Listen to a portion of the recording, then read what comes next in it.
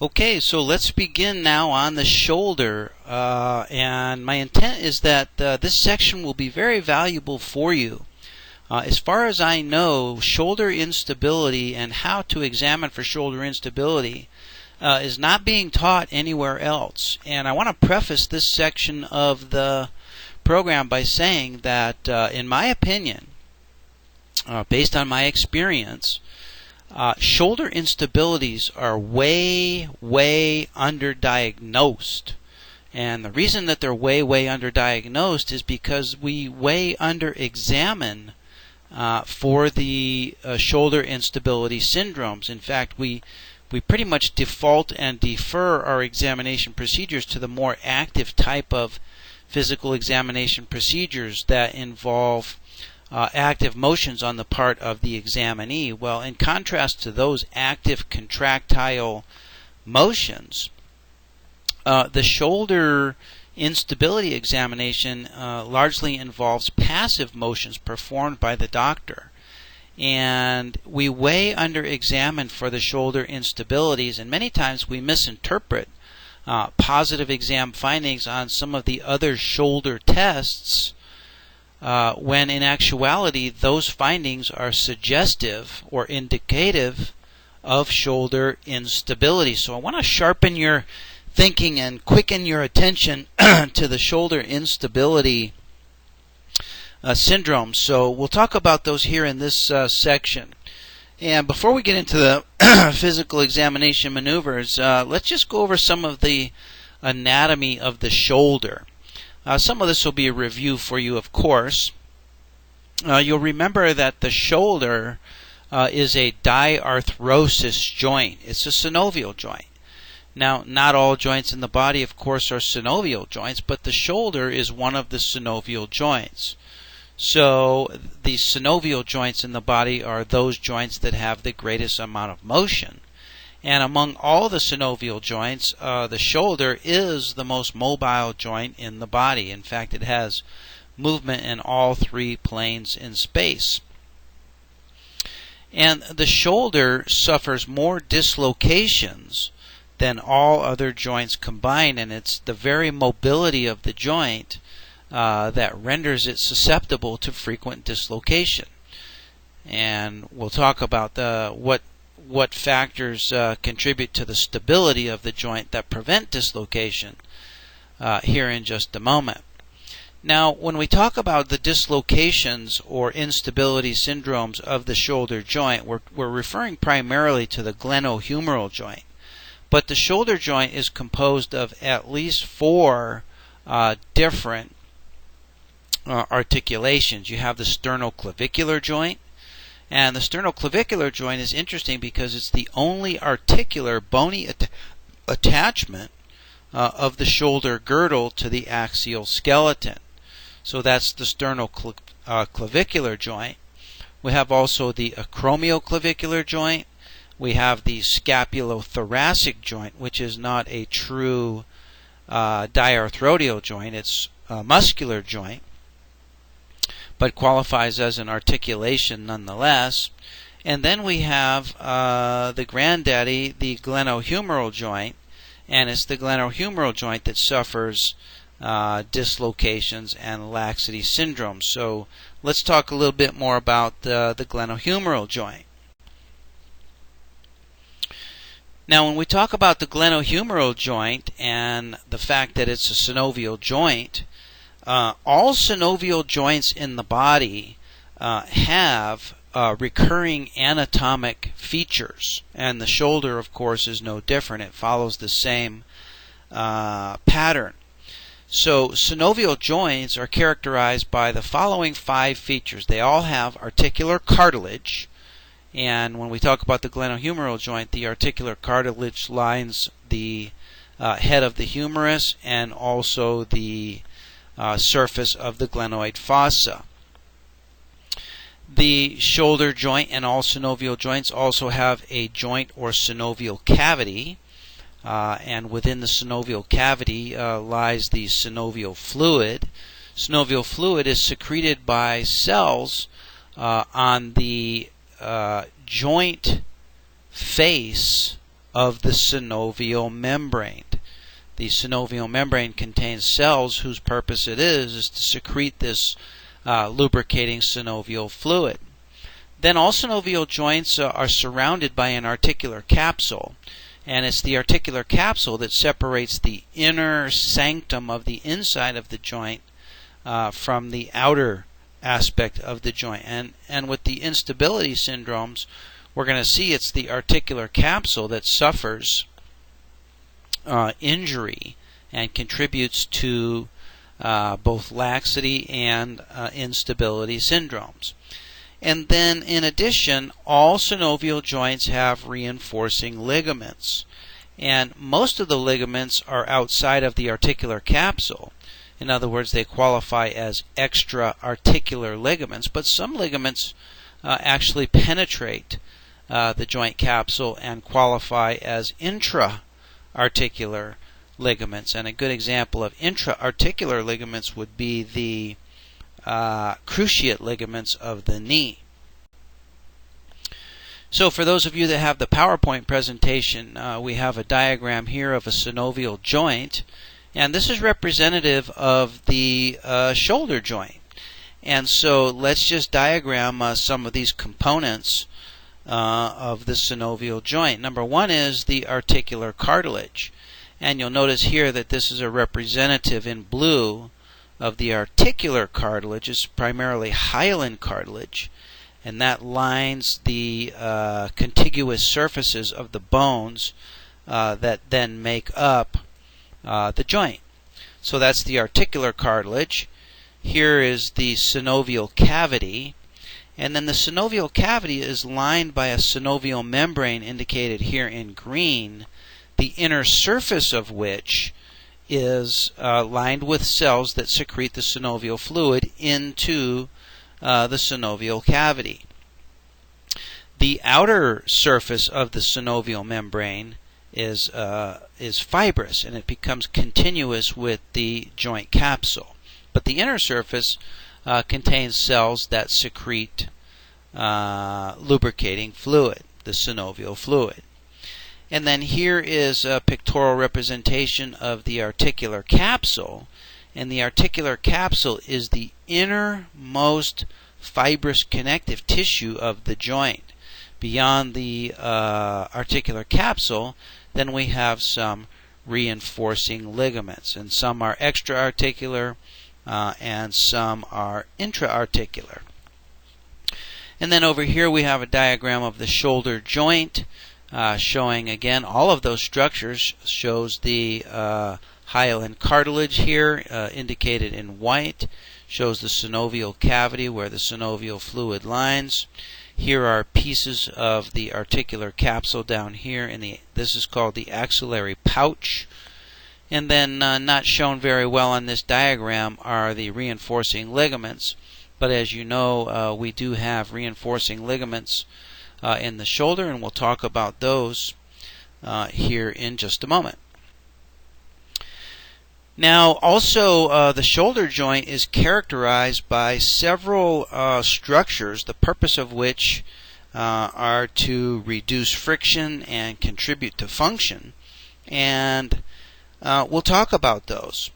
And interesting is that in the shoulder, some of these friction-reducing structures and some of these accessory structures in and around the shoulder frequently become sites of pathology that we can pick up in our examination procedures. And the first one of these is the bursae. Bursae is plural for bursa. And bursa are flattened fibrous sacs lined with synovial membranes and containing synovial fluids. So like the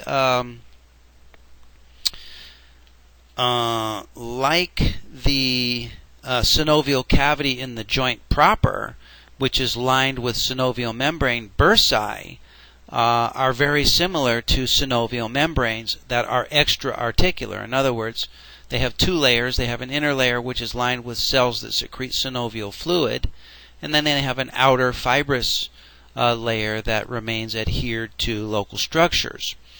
And in most cases, the bursa are continuous with the synovial cavity of the joint. And in a non-pathologic condition, the connection, the anastomosis between the bursa and the synovial cavity is a potential connection only, meaning that there is no exchange or communication between those two cavities. However, in a pathologic situation, the communication between the two membranes opens up and allows the exchange of fluid from one cavity to the other, and that's what contributes to bursitis, is a swelling of these bursa due to multiple factors. Number one would be due to overflow of synovial fluid from the joint itself, and then number two would be direct irritation of the bursa at its local location. So we have the bursa, and bursa we find they're common where ligaments, muscle, skin, tendons, and bones run together. And many times you'll see diagnoses of shoulder bursitis contributing to your examinee's complaints of pain. But it's my opinion, and it's my premise for this program, that many times what we're diagnosing as bursitis or rotator cuff tendonitis or biceps tendonitis is in actuality one of the instability syndromes. Now, in addition to the bursa in and around the joint, we also have tendon sheaths.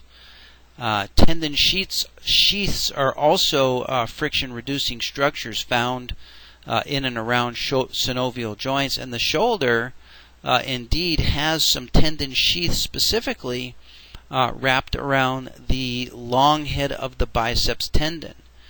And a tendon sheath is very similar to a bursa in that it's a flattened fibrous sac. It does contain synovial fluid, and it reduces friction, especially for moving tendons. And wherever you find moving tendons, such as in the shoulder, you will find tendon sheaths. They're also common in the hands and the feet. And just like bursa, the tendon sheaths can become pathologic and can contribute to these painful shoulder syndromes. So for those of you that have the PowerPoint presentation, here is a diagram of some of these structures. Up in here we see the subacromial bursa, and the subacromial bursa is diagrammed here as a contained, self-contained circular synovial lined cavity. And remember that there is frequently communication between the bursa and the knee. This is the bursa and the joint, and that's especially prevalent in the knee, where the bursa communicate with the joint cavity of the knee itself. Well, the shoulder also has these communications, even though that's not indicated here in this diagram. And then you'll notice here that the long head of the biceps tendon is also enwrapped in this synovial lined fibrous / synovial membrane, and that constitutes what we know as the sheath of the biceps tendon. And the purpose of that is to reduce structure within these constrained and confined spaces up in the shoulder joint, where there's a lot of friction that can develop. Now, when it comes to establishing the stability of any joint, there are several factors that contribute to joint stability. First of all, joint stability is a function of the size and the shapes and the angulations and the orientations of the articular surfaces of the bones that make up the joint in question. And in the shoulder joint, we're talking about the articular surfaces of the head of the humerus and the articular surface of the glenoid fossa. And it's the shapes of the articular surfaces that determine the mobility and also the stability of the joint in question. And because of the particular shapes of the head of the humerus and the shape of the glenoid fossa, we get a wide range of motions available at the shoulder. Well, the compromise for that is that we give up something, and what we give up is we give up joint stability, because the shapes of the articular surfaces just don't confer substantial stability. Sometimes the shoulder is referred to as a ball and socket joint, but in actuality it's really more like a ball and plate, and the plate is not very deep, so we suffer shoulder stability at the cost of shoulder mobility. The next factor that contributes to the stability of synovial joints are the ligaments.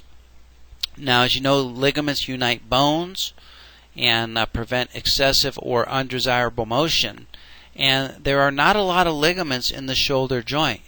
We will talk about the glenohumeral ligaments, but the glenohumeral ligaments themselves are not ligaments in the conventional sense of traversing extra-articularly from bone to bone. The glenohumeral ligaments themselves are merely thickenings, localized thickenings of the articular capsule. So the shoulder suffers from a lack of strong ligamentous stabilization. The third factor that contributes to shoulder stability, or the stability of any synovial joint, is the muscle tone of the muscles adjacent to the joint, on both sides of the joint. Now, as you know, muscles blend into and become tendons, and then tendons connect muscles to bone. Now, muscles create movement when they contract, and they do that because tendons cross the joints and create motion at the joint. Well, muscles fortunately have resting muscle tone, and this resting muscle tone is sufficient to contribute to the stability of the joint. Now, because muscles cross joints and act as stabilizing factors, the shoulder gains some measure of stability because of the many tendons that do indeed cross the shoulder joint. We're talking here primarily about the rotator cuff tendons. Well, tendons are maintained tight at all times by resting muscle tone, and resting muscle tone is established by tonic discharge of alpha motor neurons. So this is especially important in joints where stability is required, such as the shoulder joint, such as the knee joint, and such as at the joints in the foot. But this raises the concept of how nerve injury, which interferes with resting muscle tone, can contribute to shoulder instability. And we'll talk about that a little bit when we get into shoulder instability per se, because you're probably familiar with the neurologic conditions of brachial plexus injury and axillary nerve injuries that interfere with resting muscle tone of these muscles that surround the shoulder, and this is a sort of a form of neurologic instability of the shoulder joint. So all of these factors contribute to stability of the shoulder joint, and a disruption in any one of these factors can be a sole or contributing cause of shoulder instability. And we'll talk about these, how these various contributors to shoulder instability will manifest themselves in the physical examination. Now, Chapter 16 in the AMA Guides talks about shoulder instability beginning on page 503. And I just want to read from the AMA Guides here for just a moment. They state on page 503, and this is a quote, they state that shoulder instability, recurrent joint subluxation, or dislocation usually occurs when the integrity of either the glenoid labrum and or of the surrounding capsuloligamentous and musculotendinous structures becomes compromised following either one or more acute traumatic dislocations, repetitive microtrauma, or arthritic conditions, unquote. So the AMA guides reiterate what we just talked about in reviewing the anatomy of the shoulder. When the integrity of the glenoid labrum, which is an intra-articular structure, and or of the surrounding capsule and ligamentous structures, or compromise of the surrounding musculotendinous structures, when any of those become compromised, or end up with any one of the following syndromes, either a shoulder instability syndrome, a recurrent joint subluxation, or even a frank dislocation. So let me ask you, in an industrial setting, who would be prone to instability due to repetitive microtrauma? What type of job activities would be predisposing to shoulder instability, recurrent joint subluxation, or dislocation due to repetitive microtrauma? That could be, for example, someone who operates a jackhammer, for example, or for someone who repetitively cycles the shoulder, especially above shoulder level. That could contribute to capsulo-ligamentous compromise, musculotendinous compromise, and that type of person, someone who's involved with repetitive microtrauma, is a candidate for shoulder instability. So you want to quicken your thinking to the instability examination in those workers who have these types of duties in their job descriptions. Okay, the AMA guides go on to say, this is also on page 503, that several factors can predispose a person to shoulder instability syndromes. For example, abnormal contour or alignment of the joint from either congenital or post-traumatic origins. That can contribute or predispose. Congenital laxity of the capsulo-ligamentous structures, or musculotendinous imbalances. So let me ask you, what would be some physical examination findings that you might expect to see in a person, for example, who indeed has congenital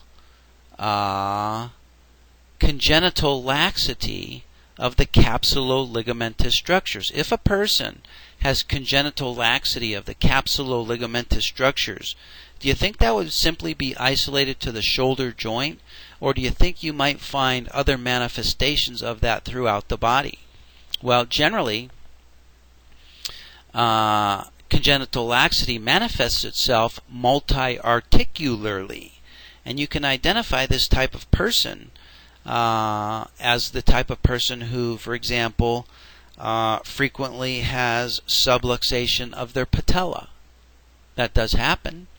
You can identify this type of person as a person who has elbow hyperextension, or a person who has metacarpophalangeal joint hyperextension.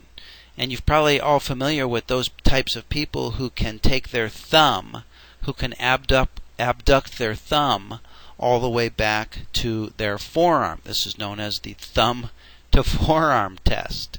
Okay, and so any or all of these findings and or observations would confirm multi-articular capsulo-ligamentous instability, and this is the type of person who is predisposed to the shoulder instability syndromes. And this is the type of person where if you see some of these other findings, that would quicken your thinking to the possibility of shoulder instability as a diagnosis. Now, the AMA guides, they further go on to classify shoulder instability in three different ways. Shoulder instability can be classified by the direction of instability, by the etiology or cause of the instability, and finally by whether or not instability is volitionally influenced. So with regards to directions, we have shoulder instability in the anterior direction, we have shoulder instability in the inferior direction, and we have shoulder instability in the posterior direction. Now, did I say that correctly? We have anterior, posterior, and inferior instabilities. Now, when we talk about anterior, posterior, and inferior instability, this sort of confers or conveys that these instabilities are all at right angles to each other, and that's not exactly the case. These shoulder instabilities can occur in any plane. The shoulder joint itself is a multiplanar joint, and so instabilities can happen in any plane through which the shoulder moves. But classically, it's described in the literature and certainly in the AMA guides as anterior instability, posterior instability, and inferior instability. And the physical examination maneuvers that we're going to use will test in these right angular directions. However, you can modify each of those physical examination maneuvers, and you should modify those maneuvers in order to test throughout as many planes of movement of the shoulder as you possibly can, because many of these instability syndromes are not in these classic right angular positions. And I'll demonstrate some of those maneuvers here in just a few moments. As far as the etiologies of the shoulder instability, we can have traumatic causes of instability, and we can even have atraumatic causes of instability. And atraumatic causes would be those congenital laxity cases. Finally, the instability syndromes can be classified by whether or not the instability or dislocation even is voluntary or involuntary. And I don't know if you know this or not. This may be a new concept to you, or maybe it's not. But there are certain groups of people who are classified as voluntary shoulder dislocators. And I actually had one of those as a workers' compensation examinee several years ago. He was my first introduction to the concept of voluntary dislocators. And there are those types of people that, for whatever reason, whether it's a stress response or an anxiety response, they can, through some contortion of their muscles in their shoulder region, they can voluntarily dislocate their shoulder. But most of the shoulder instability syndromes are going to be classified as involuntary. Okay, so let's talk about the stabilizing ligaments of the shoulder and get into some of our physical examination maneuvers. Okay, so let's just solidify that concept in our mind. When we have injury or laxity or compromise of the capsulo-ligamentous structures around the shoulder, that can contribute to directional instability, anterior instability, posterior instability, inferior instability. Well, what does it mean to be unstable? Well, the AMA guides tell us on page 504 that instability is the inability to maintain a normal relationship between the head and the socket. That is, the head of the humerus and the socket, which is formed by the glenoid cavity. And instability can be manifested by, number one, pain, and number two, muscular defense induced by provocative movements in the direction of the instability. And we're going to talk about all of the provocative movements here in just a minute. But I want you to remember and keep in the back of your mind those two components that contribute to normal and positive objective findings in these instability exam maneuvers. Number one is pain, and number 2 is muscular defense. And I want you to just kind of think for a minute about what it would mean and what it would look like to experience an examinee who presents with muscular defense. What would muscular defense actually look like in the instability examination? We'll go over muscular defense in just a minute, but I want you to begin thinking about that now. And the AMA guides guide us as to the types of examination maneuvers that we employ in our shoulder instability examination. And those examination maneuvers include, number 1, range of motion measurements. Number 2, the laxity tests. We'll go over several laxity tests. The provocative tests. And then the AMA guides give us instruction as to how we interpret the findings of our examination maneuvers. And they tell us that examination findings must reproduce the examinee's symptoms to be considered positive. They must reproduce the examinee's symptoms. Well, what are the examinee's symptoms in the case of instability? Well, the symptoms include, as we just mentioned, pain, and number 2, muscular defense. Now, when you think about pain, we typically think of pain as a subjective report of symptoms by an examinee. Well, pain itself can also provide objective findings.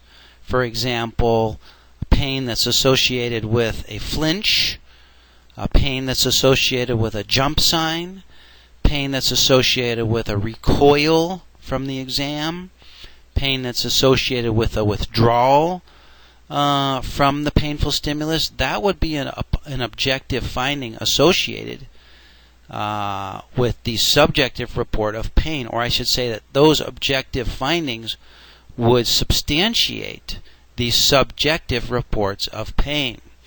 Well, muscular defense is also one of the examinee's symptoms. When you suspect or you feel that your shoulder is about ready to sublux or dislocate, that is going to produce some involuntary muscular defense.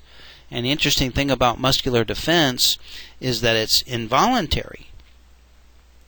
And that makes it a lot like our reflex testing. If you think about the reflex testing that we do, our reflex testing is involuntary.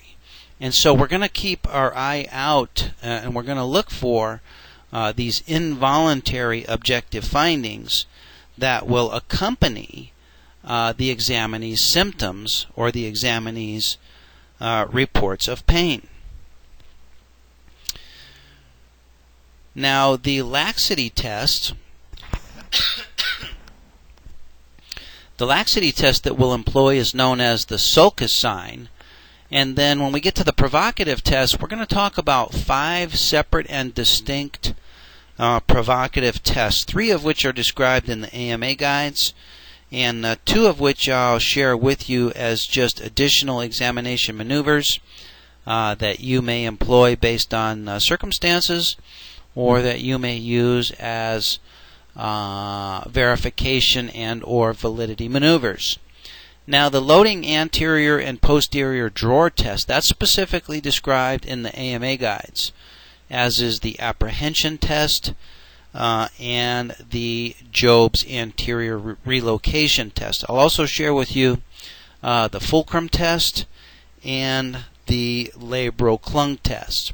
And when we do these tests, we're testing for the integrity of the stability of the glenohumeral joint. And as we said, the stability of the glenohumeral joint comes largely from the capsule, the articular capsule, and the surrounding ligaments. Now, in the glenohumeral joint, the ligaments are unique. There's 3 main ligaments that we're going to be testing with our provocative maneuvers. And interestingly, all 3 of these ligaments are located anteriorly. And these ligaments are simply thickenings, localized thickenings of the joint capsule. They're not traditional ligaments, extra-articular ligaments that we think of, such as the medial or lateral collateral ligaments of the knee, which span from bone surface to bone surface and cross the articulation. These glenohumeral ligaments are simply thickenings of the joint capsule, and so they're made of dense fibrous connective tissue, dense regular fibrous connective tissue, and they consist of the superior, middle, and inferior glenohumeral ligaments. And it's the middle glenohumeral ligament and the inferior glenohumeral ligament, and specifically the anterior band of the glenohumeral ligament, that provide the majority of the stabilization of the glenohumeral joint. And then in addition to those ligaments, the joint capsule is also strengthened anteriorly by the tendons of two muscles. Number one is the pec major, and number two is the teres major. So for those of you that have the PowerPoint presentation here, I have a diagram of the dissected shoulder joint, and it shows the shoulder joint capsule. And this entire structure here is the shoulder joint capsule, and it's three-dimensional, and of course it goes around the back of the shoulder as well. Well, I have arrows here that point to the superior glenohumeral ligament. Here is the middle glenohumeral ligament, and then here is the inferior glenohumeral ligament, which extends also over into here. This specifically is considered the anterior band of the glenohumeral ligament, and these are the ligaments that provide the majority of the stability, at least anteriorly, for the glenohumeral joint. Now, superiorly, stability is contributed by the superior capsule, as well as reinforced by the acromion process superiorly. Posteriorly, we don't see a diagram here of the posterior aspect of the joint, but posteriorly, the joint is stabilized by the joint capsule. So anything that injures or compromises either the joint capsule here or any of these glenohumeral ligaments will contribute to instability of the joint.